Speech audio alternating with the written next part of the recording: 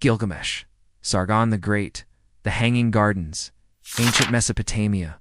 All of these things are legendary. But what if I told you there was an empire even older that did all of those things first? Well, there is. It's not what you think. Hi everyone. Welcome to my channel. This is Akkadian 101.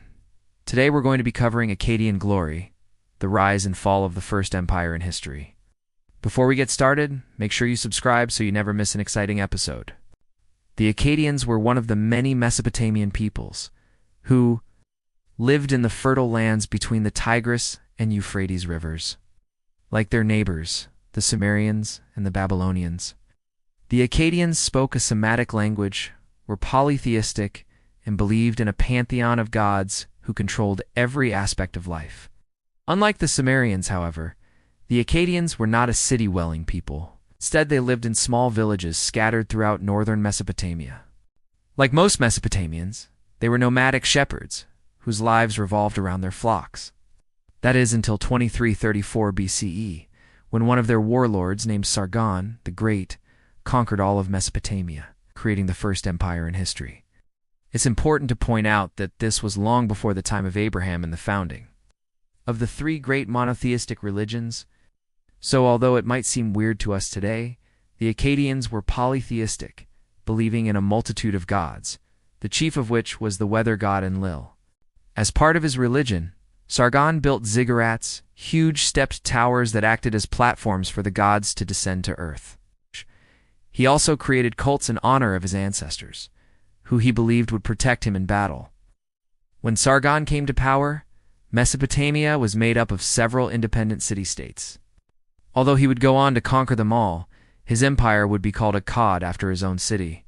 It was located at the northern tip of Mesopotamia, near the confluence of the Tigris and Euphrates rivers. Modern scholars believe that before becoming emperor, Sargon ruled over a small kingdom that was powerful enough to resist the Assyrians to the north and the Sumerians to the south. Sargon's first order of business was to raise a military force large, enough to subdue the independent city-states of Mesopotamia. His army was comprised of foot soldiers armed with swords, daggers, and bows, as well as mounted archers, who proved to be devastating in battle. With his new army in place, Sargon set about conquering the Mesopotamian city-states, one at a time. In doing so, he defeated the Lamanites, the Arameans, the Elamites, and finally, the Sumerians, bringing all of Mesopotamia under his rule. Sargon's military victories can be dated to the 23rd and 22nd centuries BCE, making his empire the oldest in recorded history. After successfully conquering all of Mesopotamia, Sargon returned to his capital and began to solidify his power. To keep the various city-states from rebelling, he appointed governors to watch over them.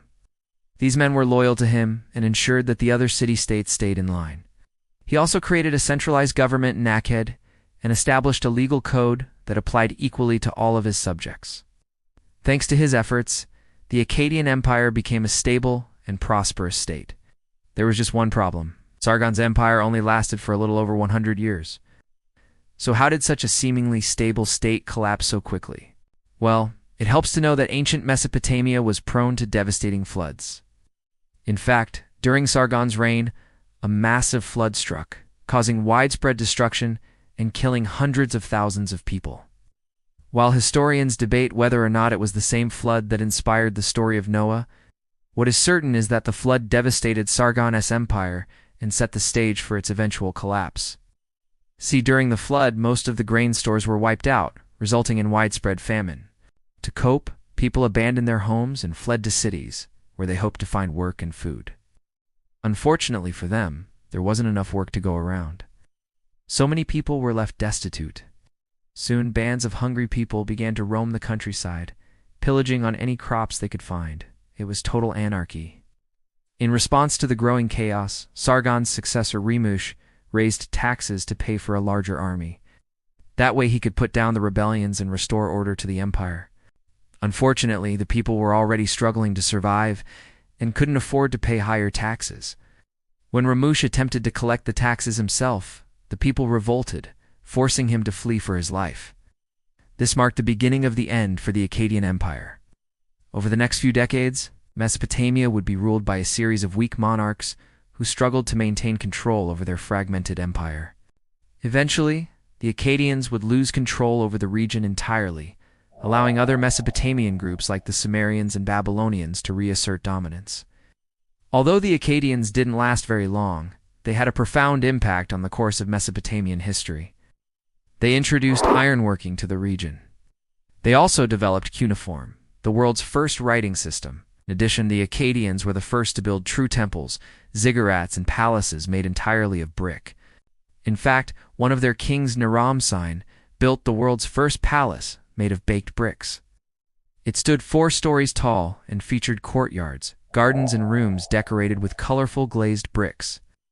But perhaps the most impressive feat of engineering the Akkadians were responsible for was the creation of the world's first artificial hill. Located at the edge of the Persian Gulf, it was designed to protect the nearby city of Lagash from the rising tides of the Gulf. To construct the hill, the Akkadians piled up dirt and the remains of animals sacrificed to the gods. Over time, the hill grew larger and larger until it reached a height of over 65 feet. It even had its own temple on top. Fortunately, the hill was destroyed by an earthquake in 1780 BCE, but it remained an enduring symbol of Akkadian ingenuity. The last thing we should talk about was the Hanging Gardens, often considered one of the 7 wonders of the ancient world. The Hanging Gardens were likely built by Nebuchadnezzar II of Babylon.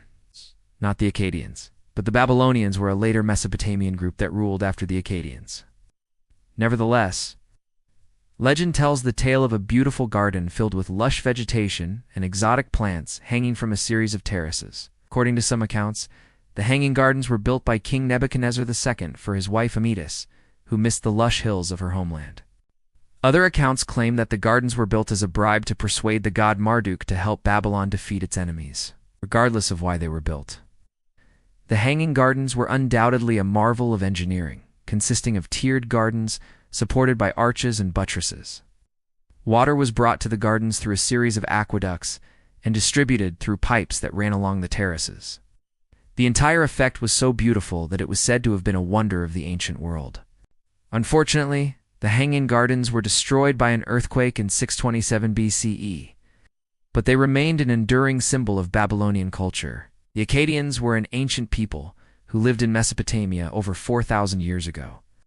They were the first to create an empire in history, and they accomplished many great things during their short time in power.